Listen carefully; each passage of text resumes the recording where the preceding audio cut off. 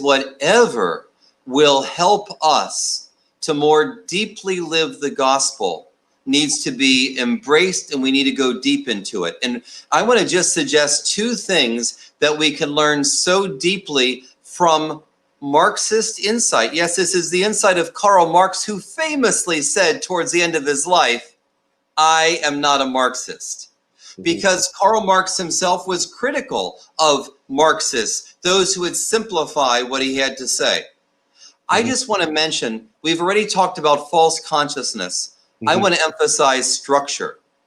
Because so often we miss the significance of structure.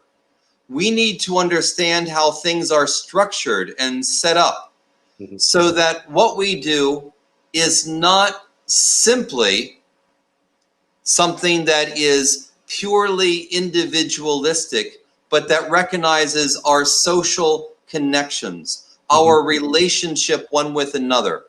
Keep in mind that beautiful, powerful chant born of frustration and evil, the experience of evil, to say Black Lives Matter.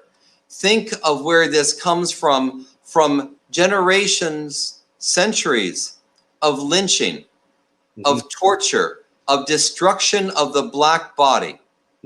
And what this means from a Christian perspective.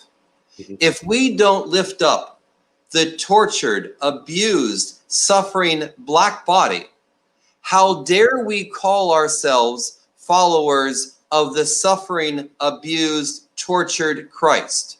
That's right. Because Christ has entered into solidarity with the suffering of all, and most especially the suffering of those whose bodies and whose lives are somehow said not to matter. Christ entered into radical solidarity, God and God's very self. And if Karl Marx has something to say about that, then maybe we need to listen as a frenemy. That is to say, friend insofar as there is insight, not a friend where there is not the insight. But frankly, the same could be said about capitalism. Because after all, there are plenty within capitalism that talk about the beauty of work. And work itself is a beautiful thing whereby we create and recreate within the world. But when it becomes a kind of a slavery, we're a slave to money and then we die. Is that really what God intends? Is that really what God intends? That we simply are here to pay off debts that we could barely pay in the first place, and so we have to work and work and work? Yeah. Or is it that God has created this good and beautiful world and given us our lives to enjoy with friends and family, and yes, to work, but not in such a way that we are to be so abused and so taken that all we do become work and not full human persons? We might want to see, and this is where I'll stop with my observation here, Antipas, but I feel that the need to really say this. What really motivated Karl Marx was a vision of what the human person could be. Now, I'm not here to say that the Marxist vision is any stretch close to the beauty of the Christian vision, but Marx was really concerned that all human persons could at some level come to realize the beauty of what it means to be fully human. And that's just a pale version of what we might understand as Christians. But yet, isn't there something profound about clearing out systems that get in the way of our fully experiencing what it means to be human? Notice that I'm not saying throw away capitalism, and I'm not saying lift up socialism. I'm saying let's be attentive to the gospel. Wow. Let's be attentive to the gospel.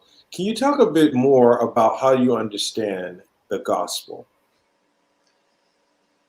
You know, if we were to consider that great central document of the gospel, the way we might consider sometimes the Declaration of Independence in this country or the Constitution. If we were to consider that great central document, by which I mean not simply at the very start of Jesus's ministry in Luke, and you know just where I'm turning to, but if we were to consider even more the Sermon on the Mount, the Sermon on the Plain, when Jesus says, "Blessed are the poor," and goes on to say, "Woe to the rich."